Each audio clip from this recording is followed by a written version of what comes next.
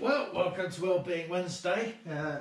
We're inside today, but we're talking about energy healing. Yeah, so the question is energy healing a load of rubbish? What do you think? I held the belief that energy healing is like the limit for me, that it's, it just doesn't make sense for a long time. And then I did my generative coaching training, and the way that generative coaching looks at it just shifted my mindset. Kettle's boiling. Kettle's boiled. Yeah, brew on. This is the tea. Brew. So yeah, you're saying... So generative coaching, I just basically talked about the fact that it's undeniable that energy flows through our body. Yeah, of course. And like all of these things that you like are easy to disregard, are just different ways of explaining stuff that we don't understand, that maybe we can't understand. Yeah, I mean, a lot of my energy healing, like the Shiva Shakti healing, I've never had someone that hasn't felt anything. I've had people come and they've said, oh yeah, I don't believe in that weird stuff. And they've always left going, oh yeah, I feel really relaxed after that. Yeah. So is that something you've always been into? Well, I did my knee in at university, did depreciate, and a friend gave me Reiki on it then. And it kind of, I remember it really alleviated the pain. Right. Because I was waiting for a doctor's appointment and the swelling went down and it felt nicer. So after a game, he'd do that. And I didn't really think about it for 10 years. And then when I was in India, met my teacher, Baba Jay, and just met him in a restaurant randomly, got talking about Reiki. And he said, well, I teach Shiva Shakti healing. And I ended up doing the first degree or level, whatever you call it, and then travelling, and so over a period of a few months I did up to the masters, and it's the ethos of it as well. It's not just the kind of to work. It's energy healing. You talk about Shiva Shakti healing and you talk about Reiki, so are they different things?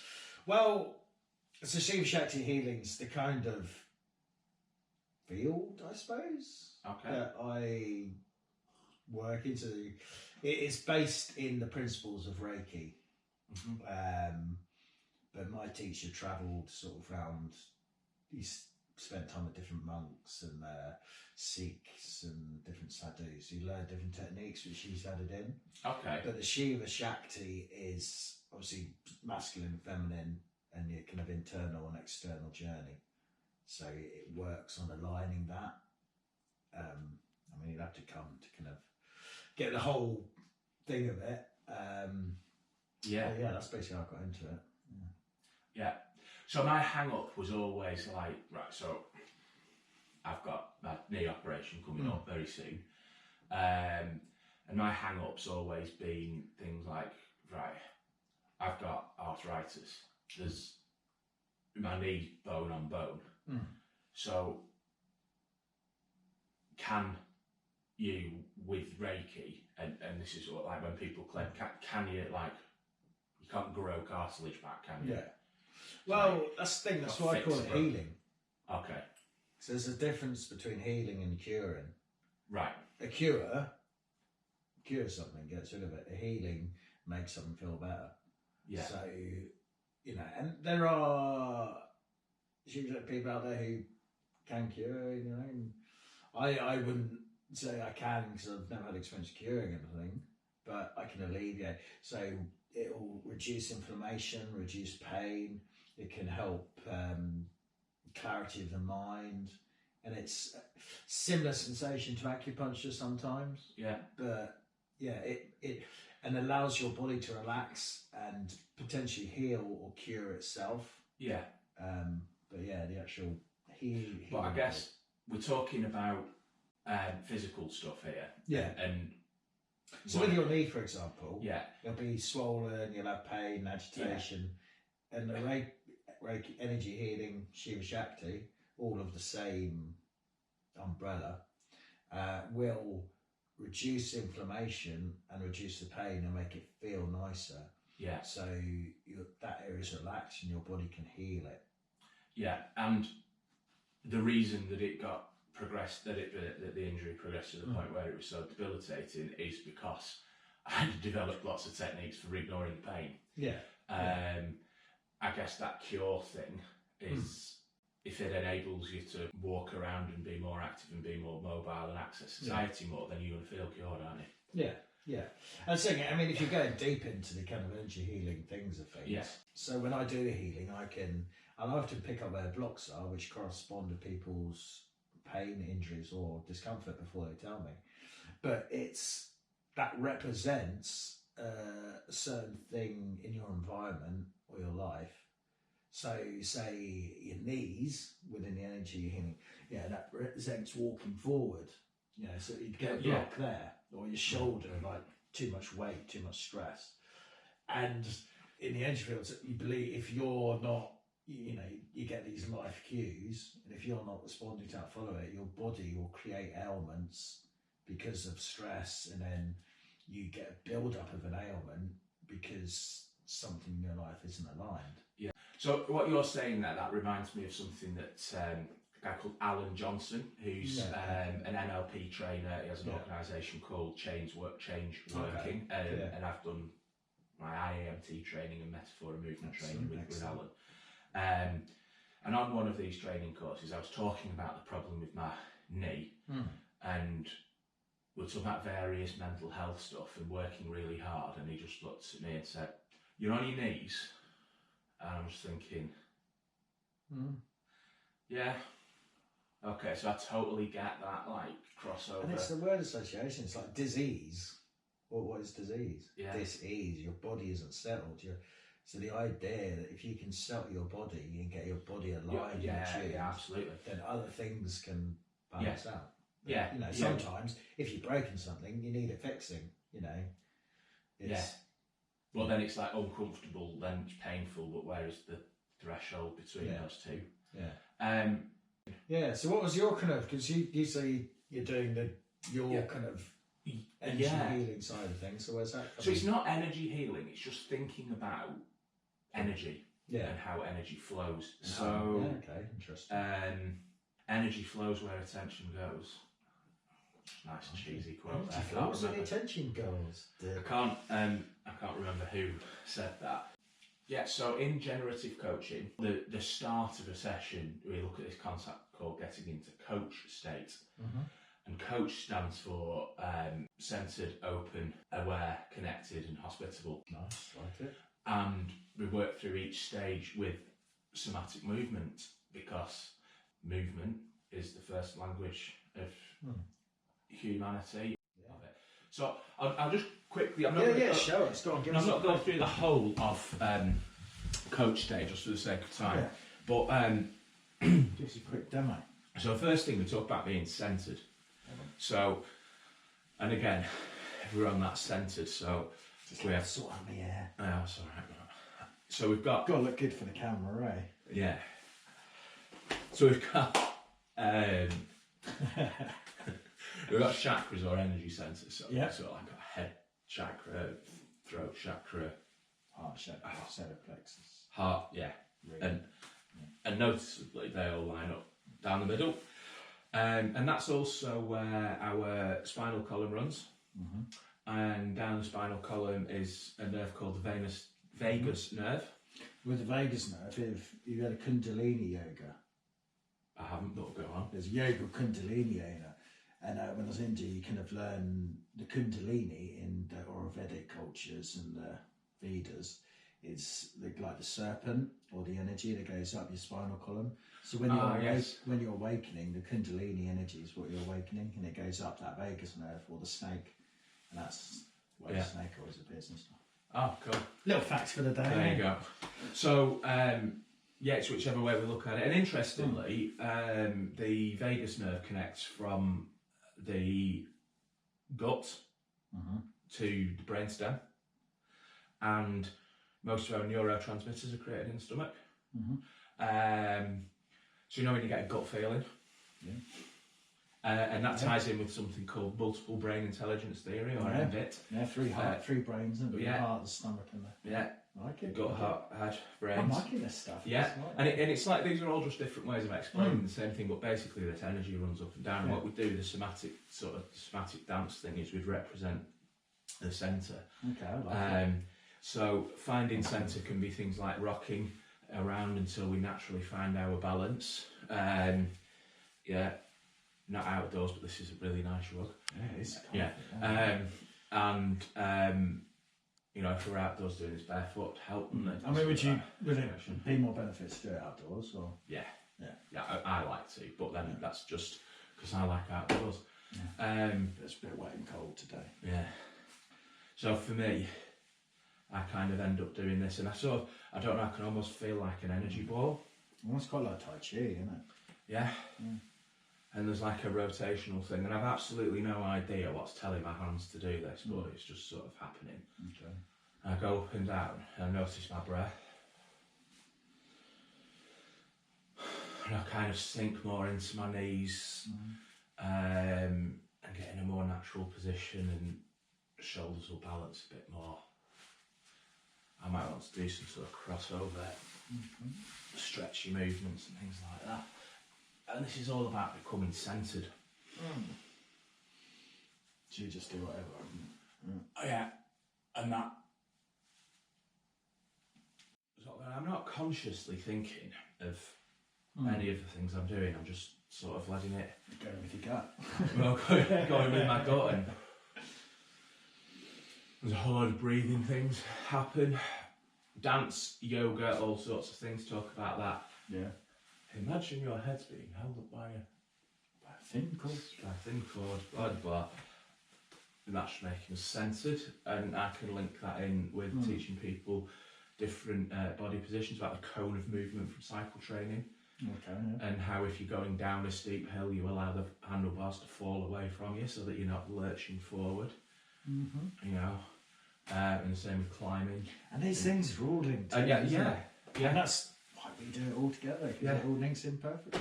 Yeah. So. So I'm feeling centred. So where are we going now? Yeah. So then from centred, we'd step into becoming open.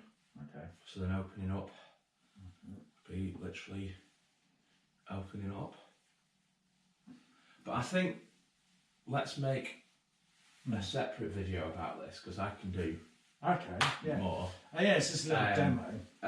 It was just really, I wanted to sort of communicate the fact that, you know, if you're not quite ready to sort of embrace energy healing. Like minimal movement, it does, you know, my body does feel a little more snug in itself. Yeah. So if you're not ready to embrace energy healing, just embrace the knowledge that energy flows through our bodies. Yeah. And you know, it's the same thing in the nature therapy. It's like embrace. It's all and like, you know, coming back to your original point, saying is energy healing real? You know, you look at our previous videos, the nature-based therapy one, the intro. You can put it here, Phil. They can And it's like that's an energy from the nature. You know, the phyto. I never remember the chemical that the trees release. Phytocytin. Anyway, I always forget that word. But yeah, so that's giving out energy. You know, my Shiva Shakti, that's giving out energy and healing. You know, your body movement, somatic movement, that's an energy, that's a healing. Yeah. And it's all about combining these energies to make yourself feel better on a Wednesday. Yeah. So tell me that. Yeah, do you want to see if you can grow my cartilage back? Yeah, shall I try a shake and do my healing? Let's pop down to my studio. Okay.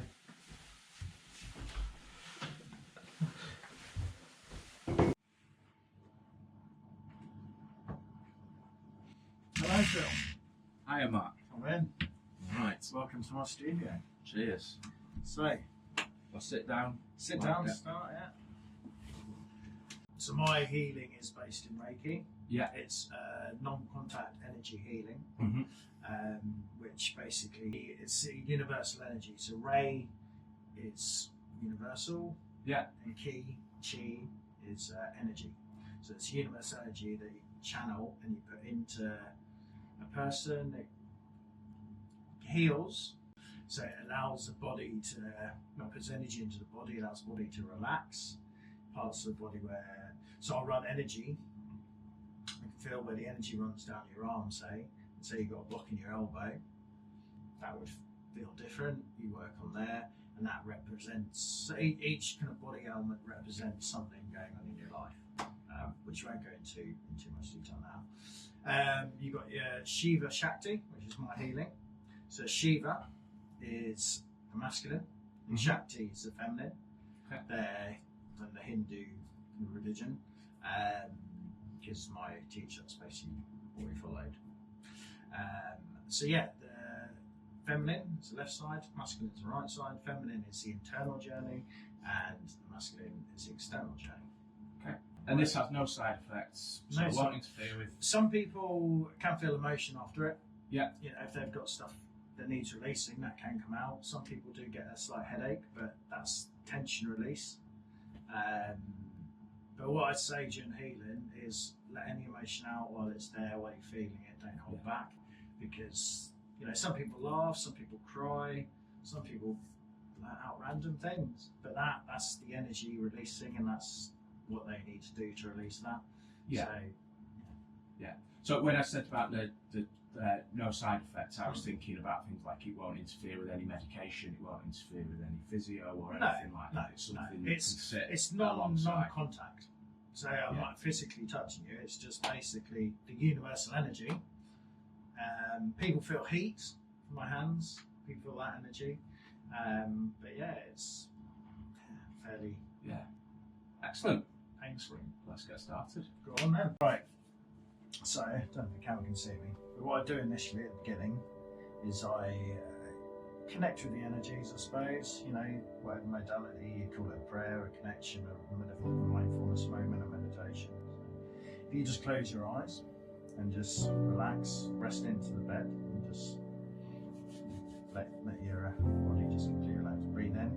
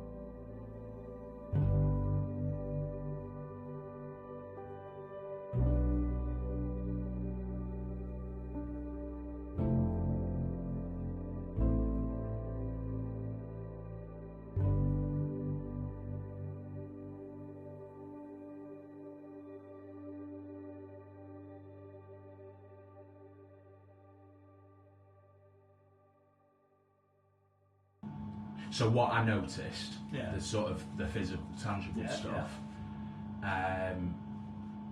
was like weirdly, even though I had my eyes closed, I could tell which knee hands were over at each time. So that kind of shows that there's something happening.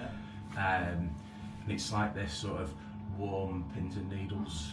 Yeah, that's what a lot of people say. Feeling. And it's like something. And I feel that through. If you feel my hands now. Yeah. Okay. I feel that heat. That's I didn't explain because I feel that heat coming out of my hands.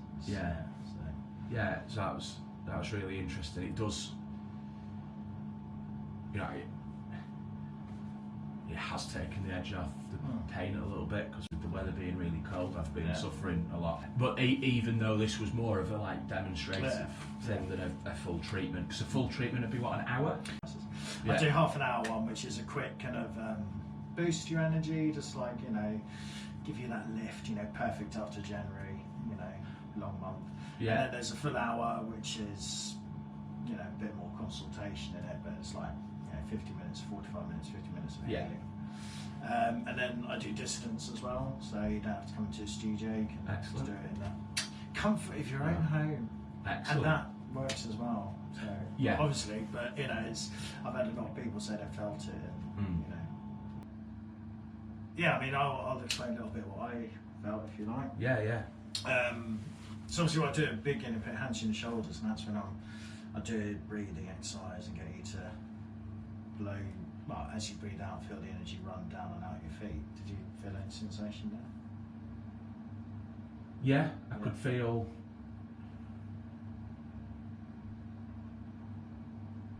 A little bit of disparity. Yeah, okay. And I don't know whether that's because obviously I've got that injury on my right knee, or if it's just simply that my right foot's closer to the wall. Because my toes were nearly touching at that, and that's something I was a bit conscious of. And like we said earlier, we would have moved the bed for someone who's taller, but it's we were thinking like camera angle as well. But so I noticed that. Yeah, and that what I'm doing there is I'm basically running energy through your body and finding where the low energy or the blocks are. So I did work on both knees, but when I'm working your right knee, I can feel it's, like the heat gets more, but it's like when I'm running energy, it sticks. So that's, when we do healing, I focus mostly on the knees, because the left one's slightly aggravated as well, I feel. And a lot of people, sometimes, you know, they'll come in to me with an ailment, and they'll be like, "Oh, I've done my right knee, but you're working more on my left knee," and that's not necessarily because the thing is because people don't realise if your left knee will be compensating so much, and I'm drawn to where the energy is needed. So your left knees get probably working twice as hard as your right knee, because it's gone. And you know, a lot of people don't realise that with sort of energies of the body, you know. Just because one bit's working doesn't mean that's not working. The other bits are compensating for it, so they need the energy as well. And again, that ties back into the coach state of, you know, whichever way we understand it, it's about having that balance and link between the two, so that we can flow between different.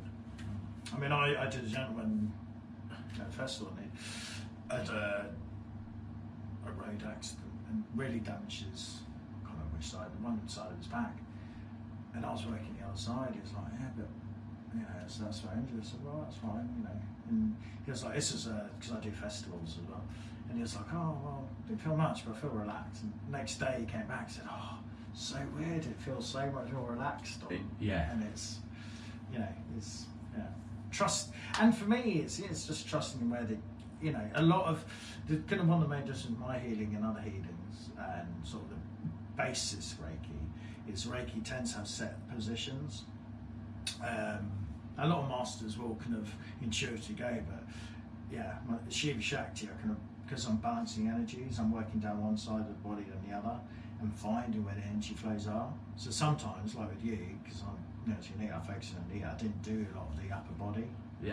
But so as Reiki, more traditional Reiki, would kind of follow the set hand positions and set positions, but I'm, you know, not saying that's wrong. It's very, very effective, but you know, just my learning and my teaching is a different approach, and you know, everyone has different approaches, and that's why you know so many lovely healings everywhere. And I get healings of other people, you know, because you know, it's like if you're a counsellor, you need a supervision. If you're a clinician, you need supervision. If you're a healer, you need healing. So, top tips. Top tips. So, my top tip is don't get bogged down trying to understand how it works if it works. Embrace it and just, you know, let it happen. Okay. Know that it doesn't have like clinical negative impact, so it'll sit alongside your other treatments. And when you're having it, let emotion out, because that's the energy releasing, that's the pain releasing. Yeah. And the last one. I think that's it. Yeah. Oh yeah, and the last one, see it as a treat. You know, you'll feel good. Give yourself something. Yeah.